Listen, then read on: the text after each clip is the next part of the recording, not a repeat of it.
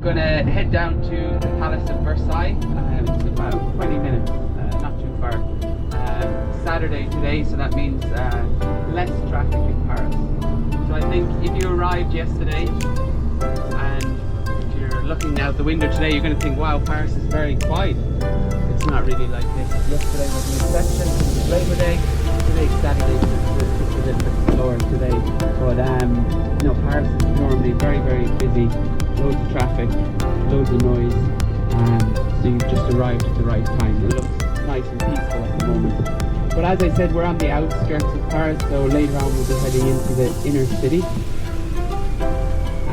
So yeah, just to give you kind of an overview of the day. So first stop is going to be the Palace of Versailles. So we'll have time there to visit the gardens of the palace.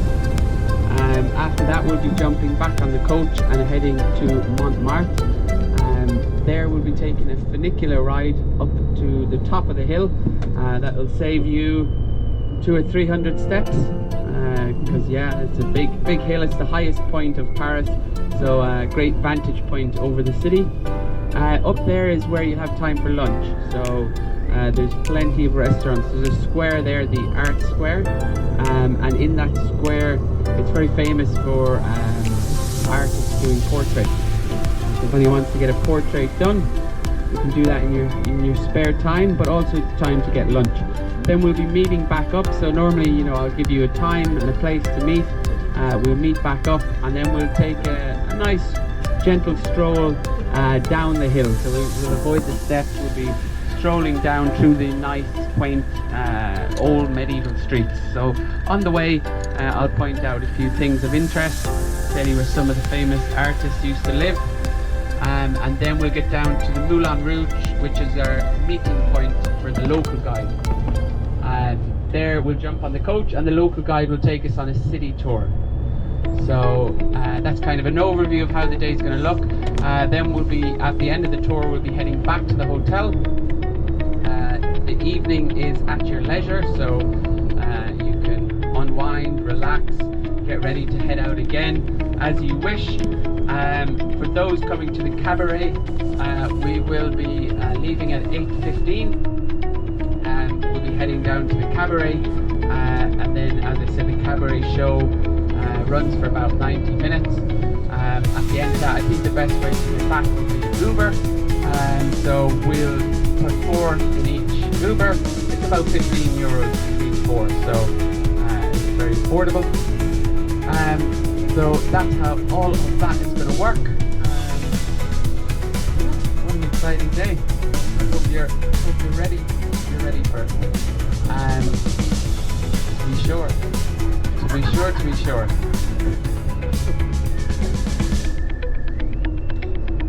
So I hope the rooms were okay. Well, hope you stocked up on breakfast.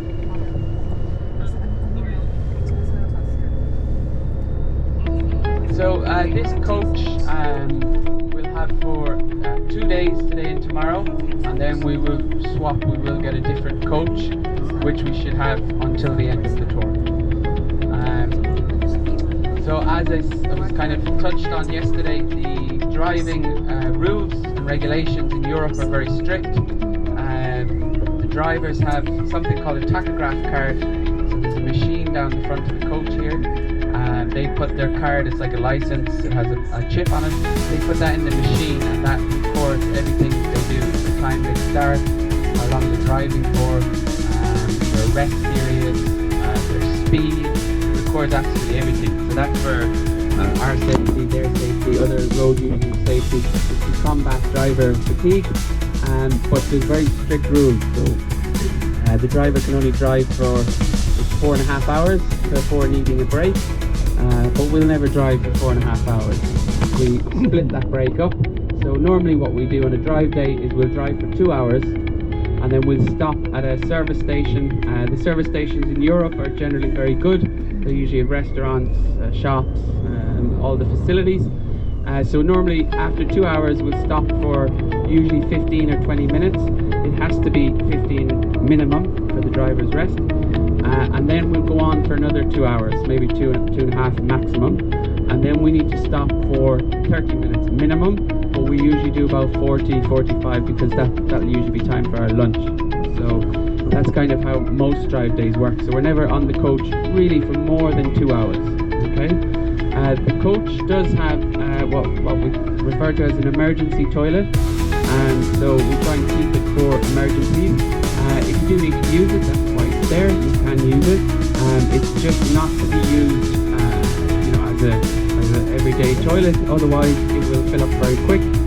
Once it's full, there's limited places to empty it, and then we don't have an emergency toilet. So we just try and keep it for emergencies. When it comes to safety and security, during the day you can leave stuff on the coach, your day bags, if you don't want to take them sightseeing with you. But in the evening, I recommend taking everything off the coach, take it with you, because during the day the driver is generally with the coach is locked, it's usually secure, it's during the day. So again, everything is at your own risk, but if you have anything very valuable, keep it with you, but if you want to keep your day bags on, that's no problem. Yeah, so we're just crossing over the Seine River now. So this is the river that runs through Paris, and this is also the river where we'll have a cruise tomorrow, river cruise tomorrow. The Bateau Mouge river cruise.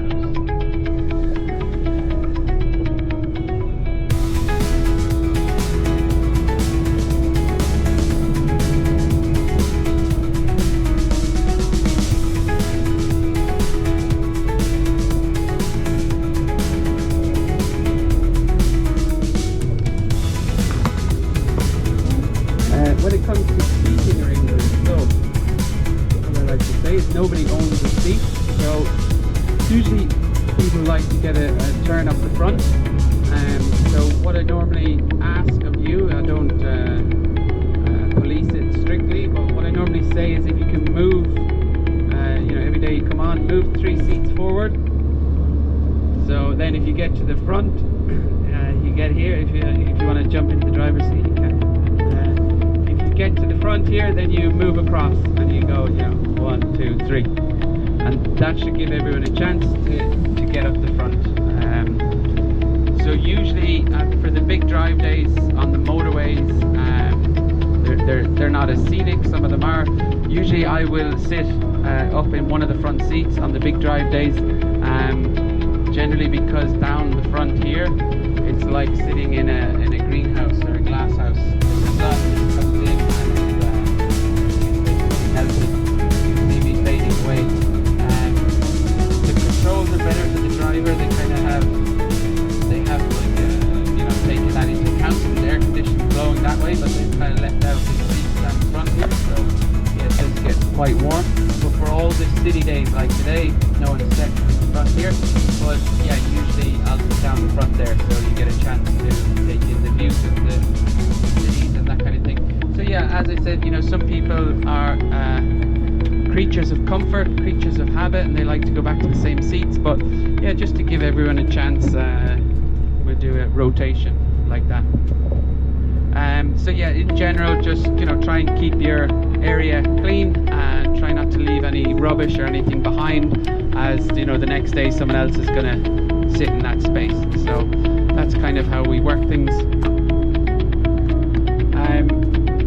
Make sure you're keeping up with washing hands and all that kind of stuff. On these trips, it's kind of usually unavoidable. We're all on the same coach, we're stuck together, but sometimes somewhere midway through the trip, people do get sick and get a bit of cough or something like that.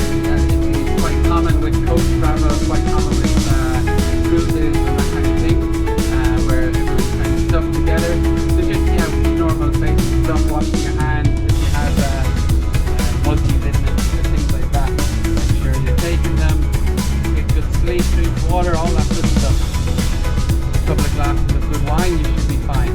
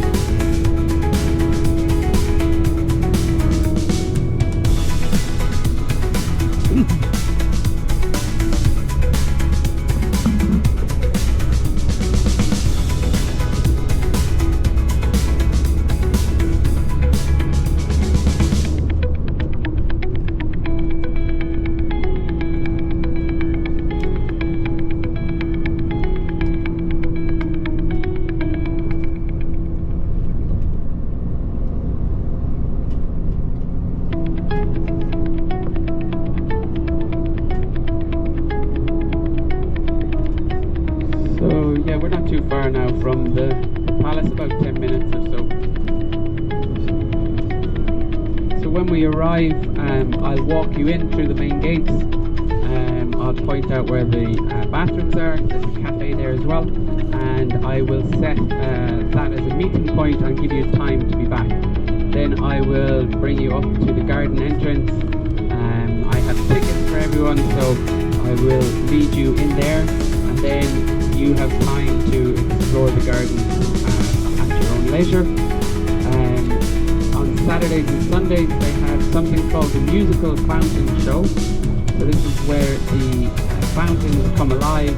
They have thousands of water jets, and they basically play kind of synchronized water displays to the music. So that will start at 10 o'clock. So you can walk around, browse around, and then kind of on your way back up, as you're coming back to the meeting point, you will be able to catch some of the fountains before you leave.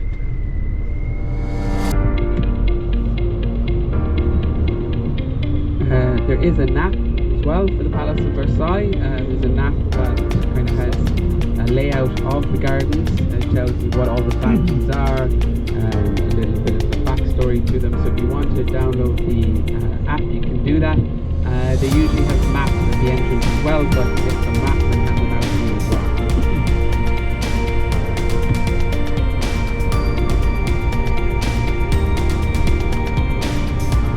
So yeah, the Palace of Versailles is located about 20 kilometers southwest of the city of Paris. It was originally a hunting lodge. It was built by King Louis XIII in 1623. And his son, which would be one of the most famous kings, is King Louis XIV. But he was referred to as the Sun King. And it was King Louis XIV who transformed this into the immense palace that we see today. So those works started in the 17th century. King Louis XIII used to come down, he used to spend a lot of time hunting here. And when King Louis XIV was a child, he would accompany him. So later on, it was kind of a sentimental thing that he had the palace built here where his father used to hunt. He wanted the hunting lodge to be expanded, so everything, all the architects had to basically incorporate the hunting lodge into the building. There was a few designs that he rejected because they weren't the hunting lodge was kind of excluded. So he said no, it must kind of expand from where the original hunting lodge was situated, and from there, this amazing palace was built. So yeah, Versailles was designed not just as a royal residence, but it was a symbol of absolute monarchy, and basically just to show the king's power, how powerful he was. From 1682 until the French Revolution in 1789, it was the seat of political power in France. So the palace is renowned for its Baroque architecture, lavish interiors, and stunning gardens, which we'll get to see today. The most famous room in the palace is the Hall of Mirrors. So in there you have 357 mirrors that reflect sunlight, candlelight, and it's a masterpiece of opulence. It's also famous because it's where the Treaty of Versailles was signed, which was the treaty to end World War I, and this was signed in 1919. So I suppose that is the most famous room. It's the room most people know about when they think about the Palace of Versailles. Back then, glass making was, it was a very, treasured skill, and it was the Venetians who were renowned for the glass making. So they actually lured some Venetian glassmakers over here, which went against, the Venetians' rule. And they basically had them make the glass mirrors for the Palace of Versailles. And after this they were executed so that the secret wouldn't get out. After after that, the French had then discovered how to make the glass. So the Venetians were not very happy with this, as you know, prior to that they were the only ones who kind of had the secrets to making the glass. So the gardens we're going to visit, you're not going to get to see them all because there's over 800 hectares. So you've got fountains, sculptures, groves, there's the Grand Canal which runs through the middle, and yeah, basically massive. It took over 40 years to complete. Marie Antoinette, she planted trees here herself. You see it's covered in statues. There's 372 statues, all representing the sun god after King Louis XIV. 600 fountains, 20 miles of water pipes, 55 water features. Marie Antoinette even had her own village built here. So she had a little village where she could pretend to be a shepherdess. She, you know, even in her royal palace, she wanted to, you know, live like a normal folk. So she had this little secret village built within the gardens. So back then, you know, where the palace was situated wasn't thought out very well. There was no actual, you know, water source nearby. It was quite an engineer feat to actually have water pumped into the palace. They say that they had the servants. So when King Louis XIV would walk through the garden, he would always see the fountains, you know, full action pumping water. But in reality, that's not what was happening. So they would signal to each other. Once King Louis came, someone would turn on the fountain, and the fountain would be pumping. And as soon as he turned the corner, they'd turn that one off, and someone would turn on the next one. King Louis XIV, it looked like the fountains were always flowing, but in reality, they didn't have enough water to pump all the fountains all the time. So there was someone turning one off, someone turning one on, running around, you know. Eventually they did drill some underwater aqueducts. So, we have arrived at the palace.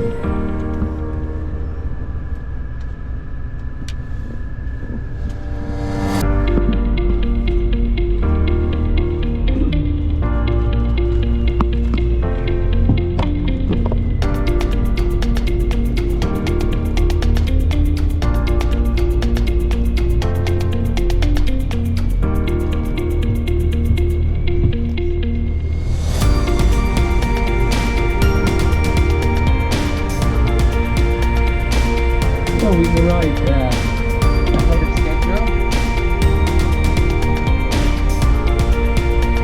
Luckily it's Saturday, so we have no issues with traffic today.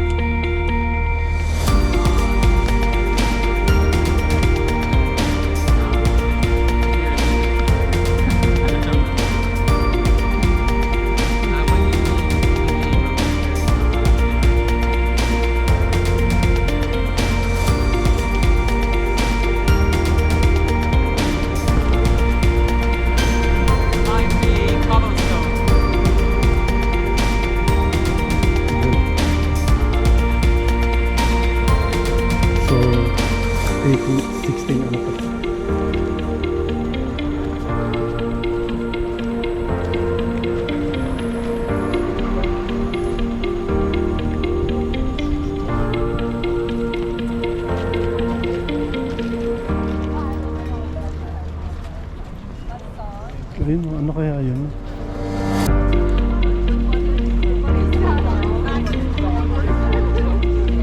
May sabi tuloy lang. Tanggalin ko lang yung jacket ko. Okay pa naman na mix. Ha? Okay pa ba?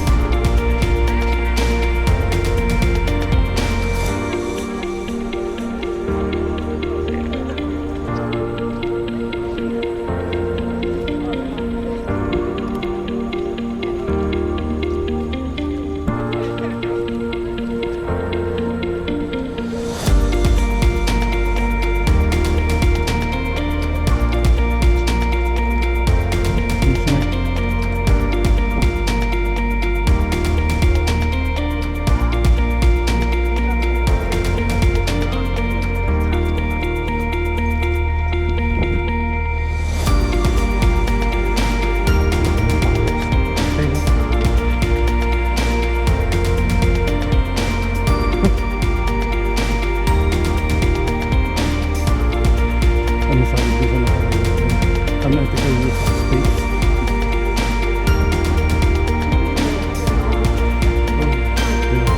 Ilan lang naman sila. Yup. To maintain, siyempre, mga maintenance.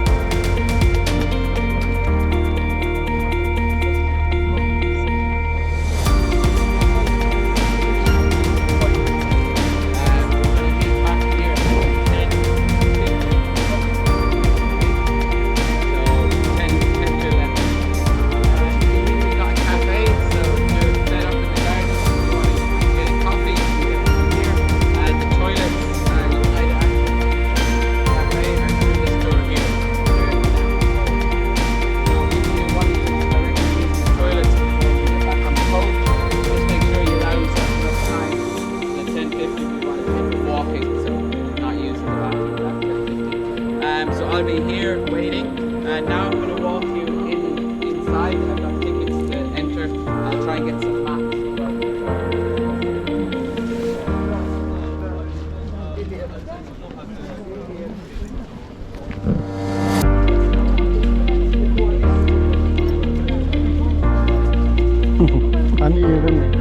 Uneven kasi hindi siya yung pag medyo alanganin baka madapa ka pa dyan.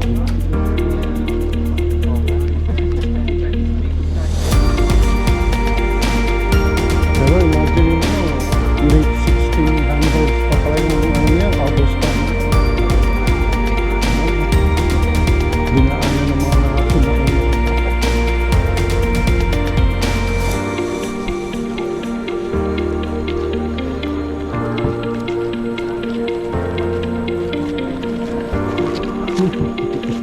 Napapain ang paa mo eh.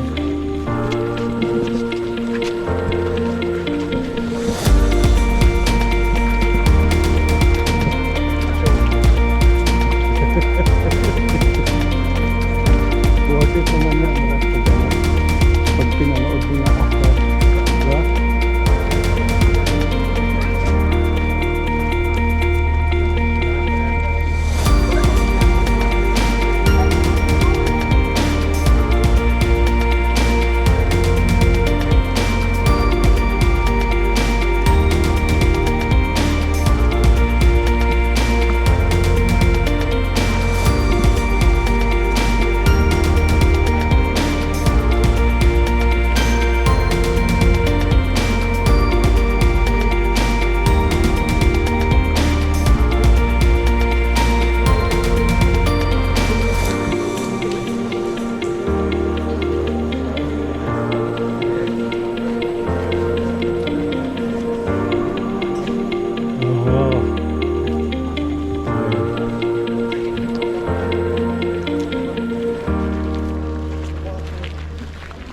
Ay, kaya ko yun. Lagyan mo sa bag ko. Lagyan mo sa bag ko. Ay.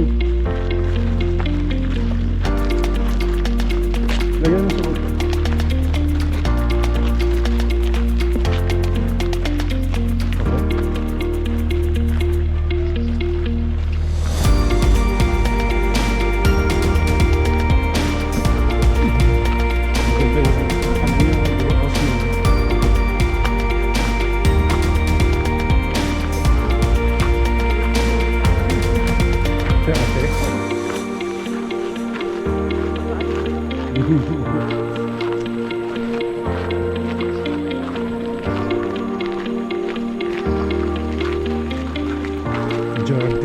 Garden pala yun. Yung jardin.